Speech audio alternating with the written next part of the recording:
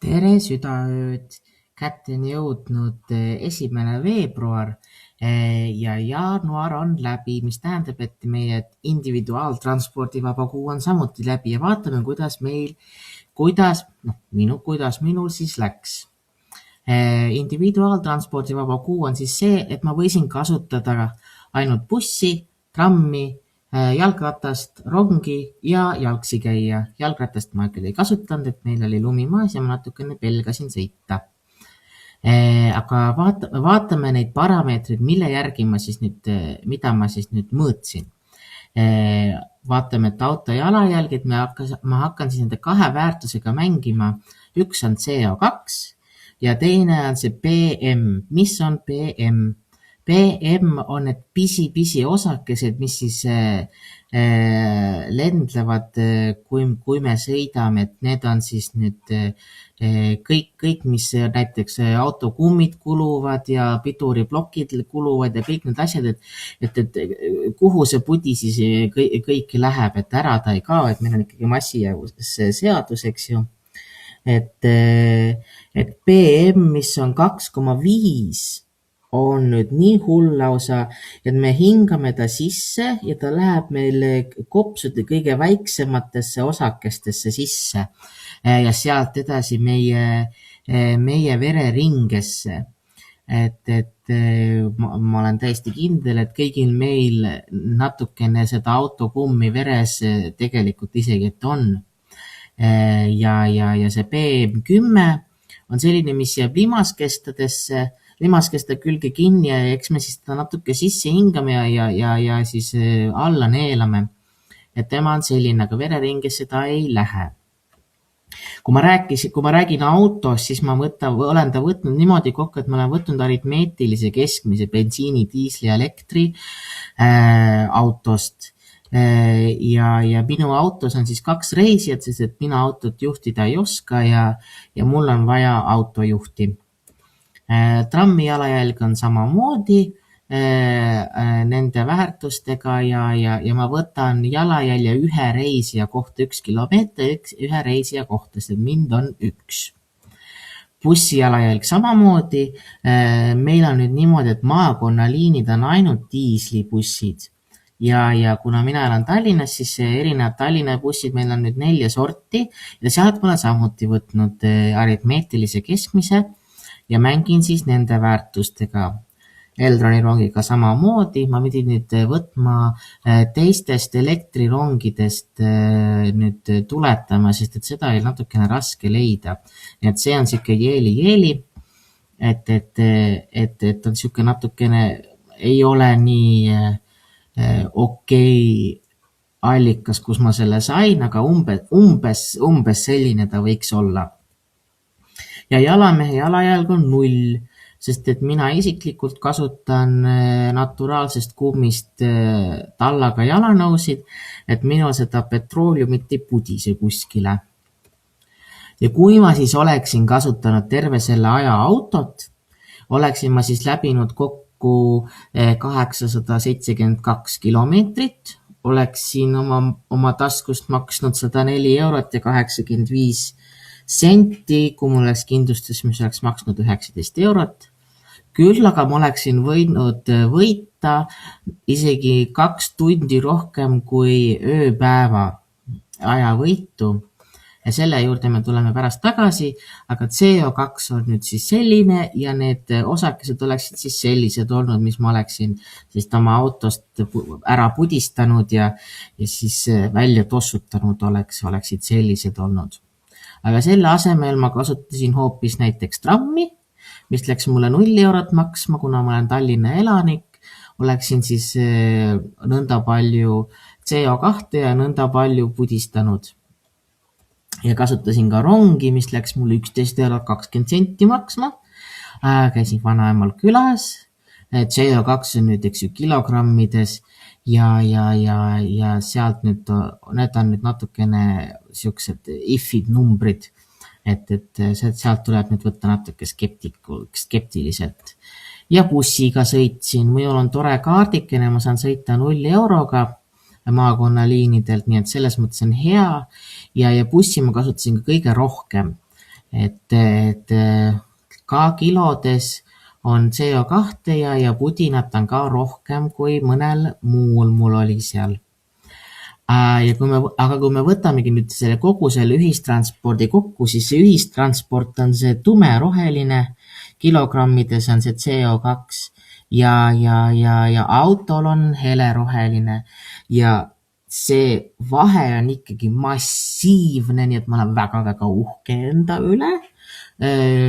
Muidugi peaks rohkem uhke olema selle taristu peale, mis meil on siin Tallinnas, muidugi ta võiks alati parem olla, aga jumal tänatud, et ta halvem ei ole.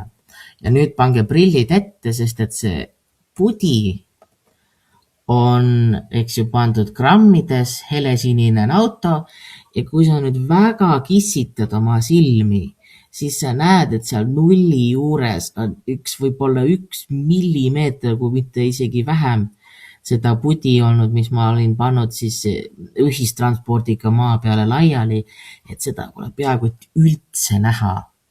Nii et ma olen väga uhke jälle sellegi üle, tubli mina. Ja vaatame üle ka plussid ja miinused, et kuidas see mu elu siis nagu mõjutas. Plussidega on selles mõttes jumalast hästi, et tasuta transport Tallinna piires, välja arvatud see siis üks edasi-tagasi sõit, mis ma käisin vanaema juures. Ja nüüd me läheme selle aja juurde, et see aeg istuda minule isiklikult, ma räägin ainult oma elamusest, et minul oli see aeg istuda tegelikult hea, et mina olen õpetaja ja ma nagu häälestan ennast nagu järgmise tunni jaoks ümber ja ma sehkendan natuke oma nende paberitega ja võib-olla loen natukene, et ma olen nagu valmis selleks tunniks. Ja et minu jaoks on see aeg istuda väga hea, et ma ei ole kodus, et siis ma saan 100 miljon asja teha. Et ma olengi seal bussis ja ma liigun omale töö poole ja ma kalibreerin ennast siis ümber töölainele, et see minu jaoks on see hea. Ja nüüd on siis natukene pooleldi naljaga, et hilinemine ei ole minu süü, et buss jäi hiljaks ja seda on tore ja hea süüdistada. Et see, kas buss hilineb või sina hilineb, et sellel tegelikult nagu vahet ei ole, et hilined sa ikka, kui sa hilined ja see ikka juhtub, et pole hullu. Muidugi on toredam, kui me ei hilineks, eks ju, aga ehk seda ikka ette tuleb. Mina isiklikult hiljaks ei jäänud. Paar korda oleksin peaaegu hiljaks jäänud, aga jumal tänatud, et ei jäänud ja taksot kasutama ei pidanud ja seda ma ka ei teinud. Teine asi on see, et ta on turvalisem. Et juba statistiliselt rääkides, siis bussid teevad ikka palju vähem avariisid kui inimesed. Et mulle meeldib olla turvalises keskkonnas, et ma saan olla natukene kindel, et kellegiga matsu ma ei pane. Et see on väga-väga tore, et minule see turvalisus meeldib.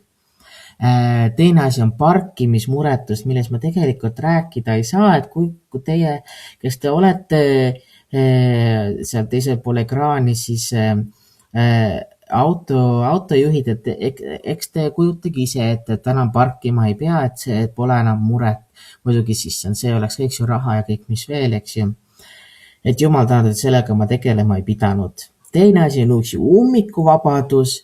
Mul on väga tore sõita mööda bussirada, nendest suurtest ummikutest mööda ja et jõuab kiiremini kohale. Teine asi on, ja viimane asi on siis liikuvus. Et on väga-väga tore, et ma ei ole niimoodi, et ühe ukse juures teise juurde, et ei pea üldse kõndima, et ma olen igavene ümmargune kakuke ka, et mulle teeb see liikumine head. Et ma kõnnin ja veri läheb ja käib ringi ja õhutan ennast ja kõndimine on väga-väga hea, et mina isiklikult, mulle meeldib see kõndimine, nii et minu jaoks see natuke tatsamine ongi hea.